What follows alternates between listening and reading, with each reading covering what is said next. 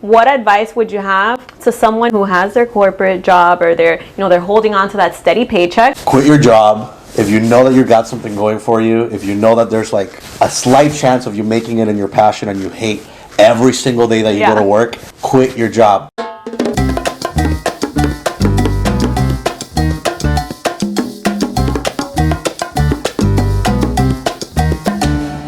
I am here with Carlos Hernandez, and that's Carlos with an H. That's right.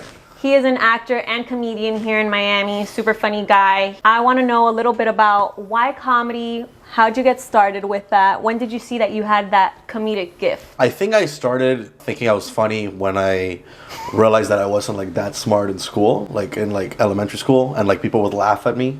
And then I used to. They would laugh with. I think they would laugh with me. I knew very easily like when they were laughing at me and when they were laughing with me, and I tried to eliminate the at and keep the with a little more. And I think I started in Mexico. I was born in Mexico. My parents are Cuban, and in Mexico I was always like the Cuban guy. Like people just saw me as Cuban, even though like I was Mexican. I spoke in a Mexican accent, so I would always make them laugh by like doing Cuban at a Cuban accent or something like that. And in a school full of Mexicans, like that was hilarious to them. I think like that aspect of things and like just my upbringing. My dad was always like a really funny, like silly guy without knowing that he was funny and silly. So just like observing him, and then slowly but surely when I moved to Miami, I was like kind of a nerd, but not really caring about school. So how old were you when you moved? 10. I was 10 years old. Okay. 2004 from Mexico.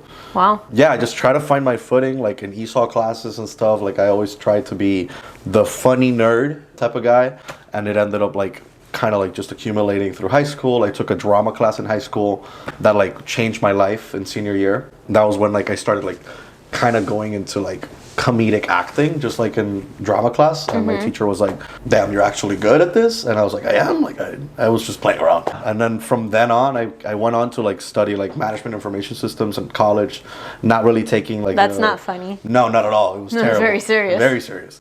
And I went for that, but as I was doing that, I started taking improv classes like in I would say junior year of like college. Yeah, it was like 2016, 2017. And ever since I just took improv classes, went on from there. In 2018, I started doing stand-up towards the end of the year. Ever since, I just kept it going. And it was just like, comedy has always been like such a huge part of my life. I was a fan of SNL. I was a fan of like all these different shows, like All That and all that growing up. I remember that one. So I've always been a huge fan from there. So I was like, I'm going to do it myself as well. Yeah. In your family, the funny guy, aside from you, would be your dad. My dad, for sure. Your dad. Everyone else? They're kind of funny. Like my mom is like kind of like a sarcastic funny. Okay. Like she'll like be like hitting you with some shit that hurts you, but like she'll just say it in a way that's like laugh it off. Like she'll laugh it off, exactly. And my dad is just like kind of like the dad in like a Disney movie that's like kind of dumb. Like he doesn't realize what he's doing, and he does like he'll be the guy that electrocutes himself or like falls through the roof, like in a Tim Allen movie. So he's funny at his expense. He's funny at his own. Like people are laughing at him, definitely. Yeah, for sure. Especially in my shows. If you come to my shows, you're laughing at my dad. Yeah. I went to one of your shows once. Yeah. I remember your family was sitting there at the table when we were at the Improv in Doral. Yeah, and my dad was the expense of a lot of my jokes, and he's very proud of that, even though he half understands them because he barely speaks English. But I think comedy is actually being a comedian, in my opinion, I think it's one of the hardest things to do because you are like exposing yourself to being made fun of, and if nobody laughs and it's like, oh, this is a little awkward. So how was your first show ever? Did you ever have those moments where people were just looking at you like, you know, like, oh my God, this guy needs to get out? So I did. I started doing improv, and improv is a very like forgiving art form because improv is kind of like it's like Whose Line Is It Anyway, or shows like that. Like when you watch like Curb Your Enthusiasm, they're doing improvised comedy. Like they're like going off a suggestion and then they're going and doing a whole scene based on that. So I did improv, and I started through improv, and like kind of was easier because you're kind of going out there and you're going out. You're making it up as you go. You're making it up as you go. Okay. That kind of helped me build my confidence. And if it kind of was bombing, it was funny that it was bombing because like you could laugh it off. Like you could be, I found that early that like doing improv, if you say something stupid or it doesn't make sense, you could just be like, yeah, because that makes sense. And like it's silly. So the audience is kind of with you. It's almost like the awkward moments makes things funny. So. Exactly. Or like when like in SNL, like when they laugh at what they're saying, it's almost funnier.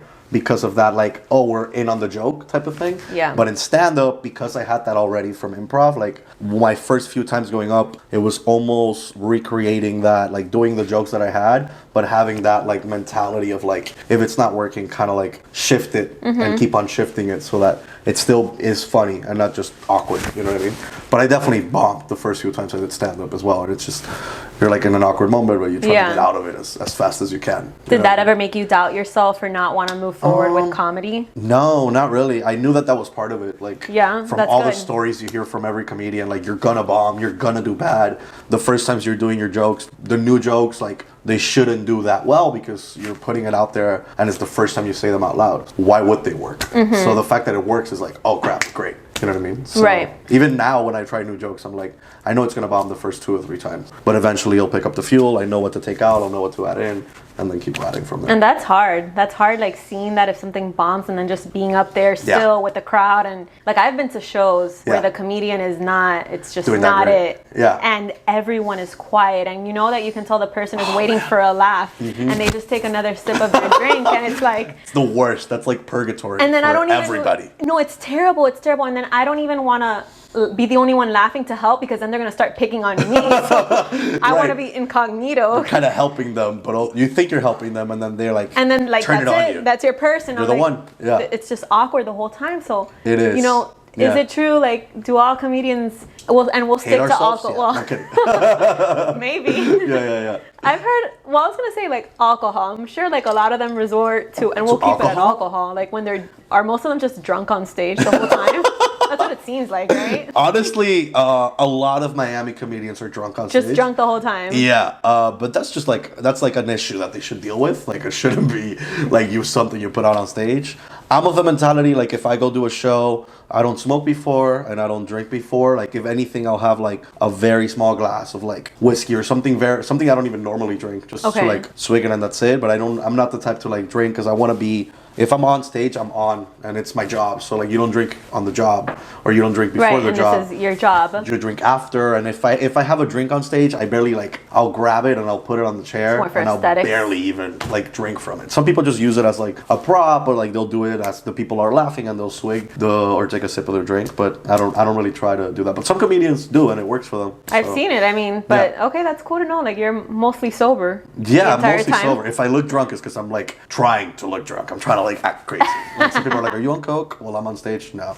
No, it's just who I am. How do you come up with your jokes? My jokes are very like slice of life type of thing. It's kind of like what happens to me and my experiences, and I just write it down. And then if it's like observational, like if I see something that like I find funny, and then like I'll say it out loud, like I'll say it to my roommate, and then I'll say it to another friend, and I'm like, "This is like a funny idea." Then I'll write it down and actually like work on it. Like seeing something on Instagram, like I saw like a coffee mug that was like attached to a weed bong on Instagram, like it's one of those like Instagram ads. Yeah. And I was like, just like I thought about it, and I was like, who would buy this? You know what I mean? Like after 2 sips and 2 rips, you stay the same mathematically. You know what I mean? Like so, like thinking of like things that are like constantly happening around me. I just kind of observe it and go on my like notepad. So it's a spur of the moment type of thing, the way that you come up with your jokes? At the moment right now, I'm also trying to like dedicate more time to just like sitting down, nothing around me, just like 30 minutes to an hour a day and just like jotting down like my thoughts. No pressure. It's like you're just sitting down thinking like, think funny, you know? Kind of, but sometimes when you're just writing, like something will come up. Like some of my funniest things have come up that way, where I'm just like kind of jotting stuff down and I'm like, oh wait, and then you scratch this out and it's funny, and then you like, actually like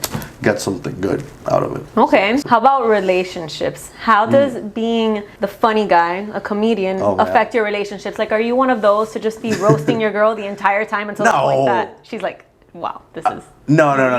I definitely like, if I'm like dating, like when I go on dates, they're like, oh, are you going to put this in your little skits or something like that? And nothing has happened yet. Yes, I mean, I try to be like myself. I'm not going to be anything but me. So I am funny like in relationships, but ideally like I'll be with somebody that like also gets comedy, also understands jokes, and ideally they're funny too, so that like the rapport is good and it doesn't feel like I'm just like kind of bombing with them. You know what I mean? So that we can have like a good interaction. I look for that when like in a relationship.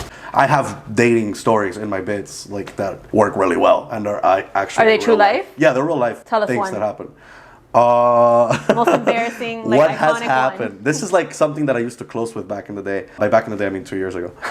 It was this girl. I went on a date with this girl. This is like a real thing that happened. I went on a date with this girl. It was like our 3rd date. She was Colombian. I've always thought that like Colombian girls kind of have like this, their accent is like a little too elite. Like no matter how they look, their accent makes them like 2 points as hotter. Yeah. And I'm like, ¿Qué pasó, parce? Like that accent. And she would always try to make me jealous. Like she would always always, no matter what happened, she'd be like, "Estás celoso, no te pongas celoso, estás celoso." Always trying to make me jealous and say that. Like for anything, like we would go out and then like if now you know her MO. Exactly, her whole MO was like, "Estás celoso," and like, okay, this girl's trying to get me. So like we went out on a third date. We went to a restaurant. She was flirting with the server the whole time, and then as I noticed that she was flirting with the server, she's like, "Estás celoso, que voy a estar con él," and I'm like, really, whatever. So what I say in the joke is that the guy brought back the bill after like we're paying, and that I was pissed and that I didn't leave him that much of a tip. So then she picks up the bill and she's like, "Ay, tan poquito, so little, tan celoso," and I'm like, "Oh really?" So then what I say in the joke, I didn't actually do this, is that I put my number underneath the bill, and now me and that server we're fucking. So that's what I say in the joke. So then I'm like, "Está celosa." So that's how I like twist that joke. But that whole story up to that point is a true story. It's a true story. This girl was always like, "Are you jealous? Are you jealous? Are you jealous?" about everything. And then I was like, I'm gonna turn this into something. This "está celoso" thing. No, I mean, you can always be has like, legs.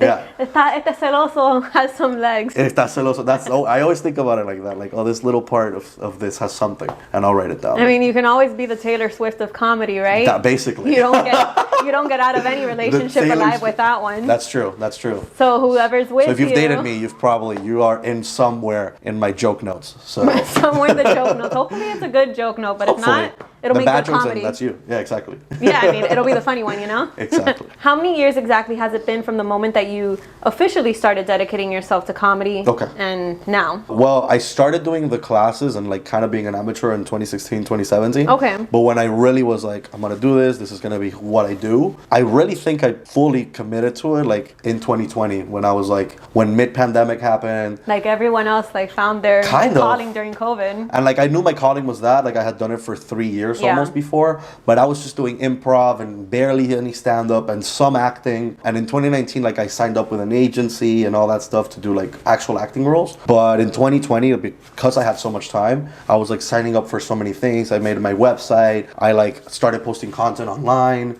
which is everybody was doing that. Yeah. That's kind of when things started like rolling that much harder for me, and I was like, I'm gonna do this for real. Like I want to take myself seriously. That's like towards the end of that 2020 year is when I started posting more stuff. That's when I posted like a video of me doing different Spanish accents. That one went and viral. That went like mega viral, and it had like 6 million views on TikTok. And then that's where like Only in Date found me. That's what I was gonna ask you, how they found you. They found me through that video, posted the video on their Instagram and like Twitter and all that stuff. And it also went super viral. They didn't have like collab posts at the time, so it was just that, and then they tagged me. And then I grew like, I think I must have had like 2,000 followers, something like that. And then in a matter of like 2 days, I had like 7,000, and it grew like 5,000 followers, and I was like, holy shit, what's going on? And it went crazy. That's and I was just like, it was just that one video, even though I had worked for so long just doing other things, but I was like, that one little video, just like there was something about it that caught people's attention. And that's how it is. People think sometimes that, you know, like we were talking about earlier, that it may seem like an overnight success, but you don't know everything else they've been doing. It's just, you know, you were doing so much before, and then that one video or that one skit or whatever the case may be is what was actually noticed. Right. And nothing else may have been noticed before, but that doesn't mean you weren't working. It's just that one thing that was noticed. Exactly. You gotta just keep working at it, and keep working at it. And you never know what it is that's gonna be the thing. Yeah. That's what I noticed, and then like leave it up to the universe, and things will come from it. And ever since, like I started doing stuff with Only in Date and just doing a lot of shows, was a huge stepping stone interviews. For you, right? It really has been. Yeah. Yeah. It was. I started doing things I never thought I even wanted to do, but I knew I wanted to do, like interviewing celebrities, doing on the street stuff, and then just having more of a fan base for like when I do stand-up, when I do skits, when I do things in general that involves people supporting me, which is that much, much better, that much awesome. For sure. And what's it like working with them? It's great. I mean, it's awesome to work for. It's almost like a startup still, even though we have like 1 million followers. We're like right there, like we're like 4,000 away. We're like at 996. That is the Miami page, you know? I know, it's crazy. It's funny. I didn't even really know about Only in Date until like 2019. Really? And then like I was like, and then I became a huge fan of it. And then I saw like Marcelo was doing the recaps, and I was like, oh, this is dope. They have like actual people. And then 5-6 months after that is when like they contacted me, and then I was like, oh, this is amazing. Like I felt like such a blessing. But it's great working with them. Like the opportunities we get are like awesome. Like we got to like interview Rosalia, and we were the only people that interviewed her like in 3 points. And then like I got to go to Atlanta last week and interview Rick Ross for like an event where he like only let like Rolling Stone and Carlos from Only and They'd interview him. What? And I was like, this is ridiculous. Like, it was How insane. did you feel? Like, it was awesome. Being one of the only ones. I don't know. I mean, like, I'm not a journalist by any means. Yeah. And I just kind of make people feel comfortable, and like I enjoy talking to people. I enjoy feeding off people's energy. Exactly, interaction in general. So I kind of I felt good. I felt like I was like, oh, he just kind of wants to vibe and have that energy that like I kind of bring to those little interviews that I do. I've heard he's really nice. He's a super nice guy. He was super he's not what it seems on camera. Like, he's a total like he's a teddy sweetheart. bear. He's a sweetheart. He's a teddy bear. Ricky Ross. Rick Ross. Oh, he taught me how to do the Yeah. Do it again. It's a little bit. Okay. Okay. We'll watch the interview later. We'll see how that one goes. How do you do it? Do it. There you go. It sounded like a dog barking. I know. It's a teddy bear barking. It's a teddy bear from him. Yeah. Good opportunity there. I know that, like you said, your past, you were, you considered yourself a little nerdy. You got into a job with IT. Literally. Not funny. Imagine that. Not at all. Not like this at all. Yeah. And you actually quit your job recently. I did. Because you want to now really focus on comedy and pursue this full time. Yeah. What advice would you have to someone who's on the same boat? Someone who has their corporate job, or they're holding on to that steady paycheck, but they have other dreams and passions that they really want to pursue, but it comes with a risk. You don't have that steady paycheck anymore. Do it. Quit your job. If you know that you got something going for you, if you know that there's like a slight chance of you making it in your passion and you hate every single day that you go to work, quit your job. I'm not only telling Alexandra, I'm telling everybody.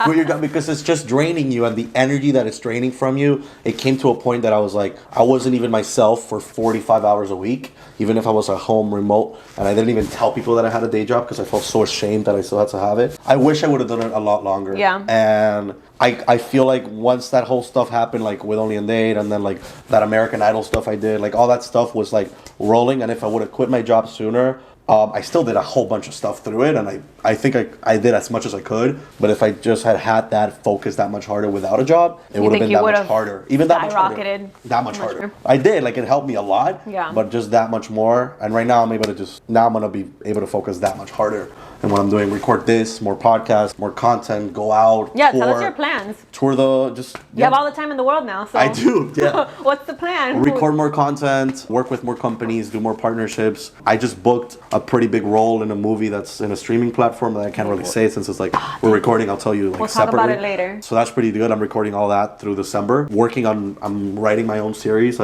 have like a pilot that I already wrote. I'm gonna keep series? Writing. Yeah. Oh, you plan on pitching it to a big network? Whoever's gonna be buying it. Can you cast me? Yeah, sure. I mean, send me your reel. Yeah, I'm just trying to write, put out more material, produce more content, produce more shows, whatever I can put out there into the world that has a little bit of my energy, and just put it out there and make the world laugh and keep having a good time, and just, Facts. You did the best thing in leaving. Did your job know about you and everything you were doing? A lot of people did know, and then so it's weird because like you were just saying, I got a promotion like 6-7 months ago, and it was like, I was like, great, I'll make more money. It's great. Still IT, right? This is still all IT. This is all in the same company. I worked at the company since 2015, 2016. Okay, yeah. So I've been there for a long time. And I had started doing like the improv stuff like right after I started at that job. So I was always kind of 1 foot in, 1 foot out, and they knew that. But they still kept me there, and they bring me a promotion and the whole thing. So, but that promotion came with a lot of responsibilities and a lot of just a lot of pressures that I didn't expect from before when I was doing the job before. That was kind of like what led me to be like, I can't do this. Like, I can't put my energy and responsibilities into this. So that was it. Ironically, I got a promotion before I technically left the job. But you were able to save some money to do what you need to do and hold myself a little bit steady for a little while. And in the meantime, now you're going to be able to do everything else, and you have big things coming, as it sounds. That's the idea. Yeah. Once you are ultra famous and the whole world knows you, who's going to be in your posse? Who's going to be in my posse? Yeah. Oh man, what a good question. I want Jack Harlow. I think like he'd be a dope addition to my posse. If I could get like Kodak Black or like 21 Savage, I just like want rappers around me. Yeah, balance. Just some balance in there. As far as comedians, who else I would want in my posse? I think having like someone like John Mulaney in your posse would be cool, because he's kind of like a chill vibe.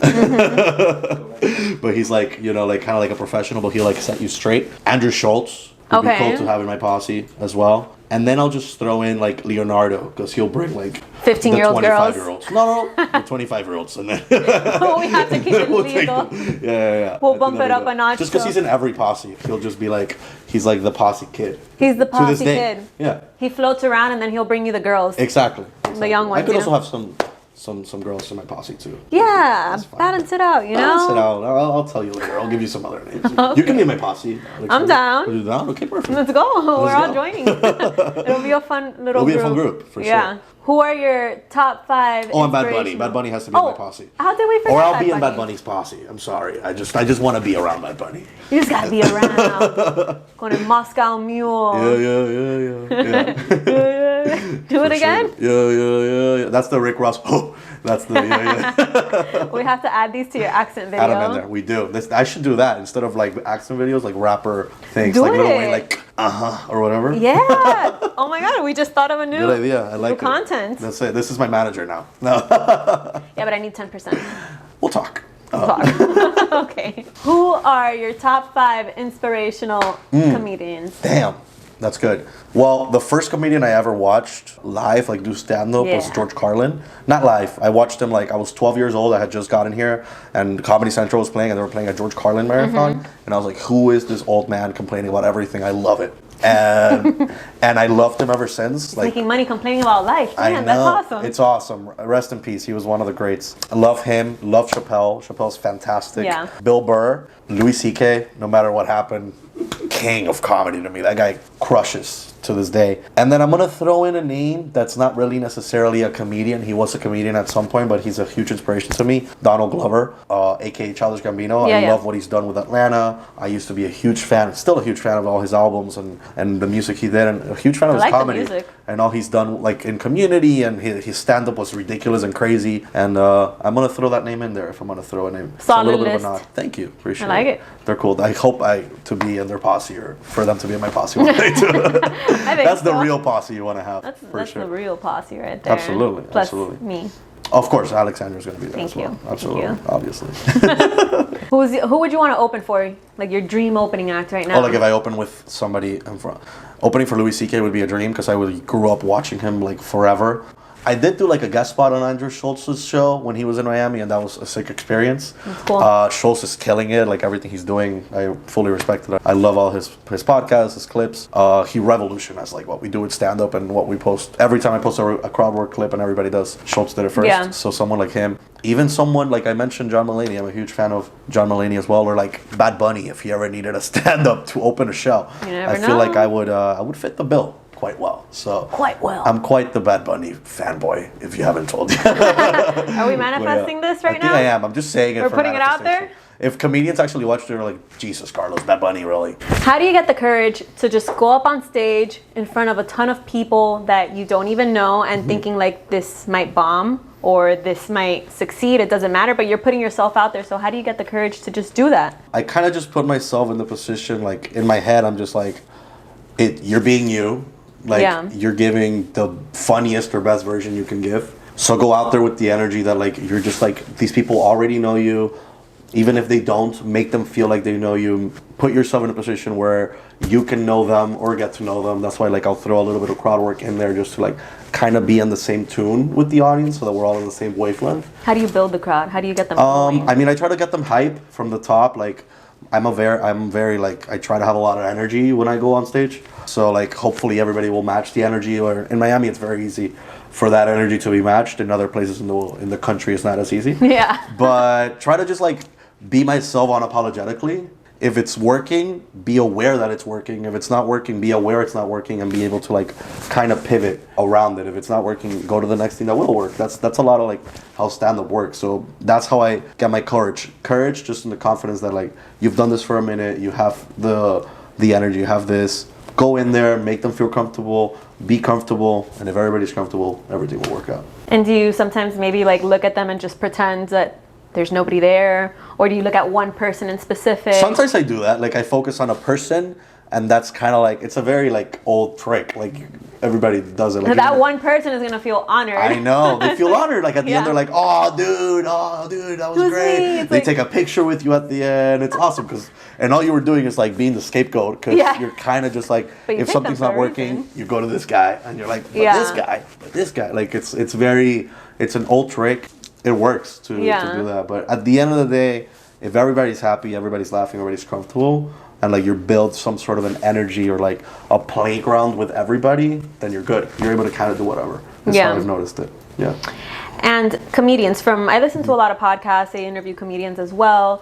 Based on what I've, heard, they say that, and the comedians say it themselves, that a lot of them have a dark past or a lot of darkness into it, and then that's where they actually draw their comedy from. Yeah, like dark humor. Dark humor, twisted way of looking at things. From your interactions with other people within the business, maybe your own experience, do you find that to be true? I don't really succumb to that like mentality of like, oh, you gotta have a dark past to be funny. I do think there's value to struggling and kind of like putting yourself in a position, like right now, like I quit my job and I'm like, I know I'm gonna be funnier just because I don't have that comfort or the safety net. Yeah. And you're kind of got to put yourself in those positions, but it's a struggle in a way. Like it's the of course I'm not gonna have a paycheck. Like, but I do think like I love that dark humor. I love dark humor. One of my best friends, Albie Dominguez, shout out to him. He killed it yesterday at the Improv. He's the guy that co-hosted the show with me when you came to see him. The guy that's sitting next to me. Yes.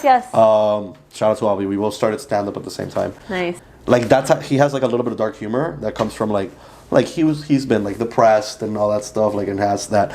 Sometimes I've been depressed too, but I try to like, if you feel like you need to be sad to be funny, I don't think that's like the way to look at it. Like, I do think funny things come out of bad things sometimes, but I think there's funny in everything, is what I'm trying to say. Like every aspect of life, every detail of every interaction you have with somebody, there's something funny. There's something funny. It's just up to you to be able to pull that out and make it funny. Yeah. Yeah. Thank you so much for your time with us. I look forward to continue to watch you grow. Me too. Thank you. You're killing it too. Shout out to Alexandra. Thank everybody. You. Yeah. Yay. Insert clap, audience. Insert claps. Yes, thank you. And laughter. Thank you. Appreciate it, Paul.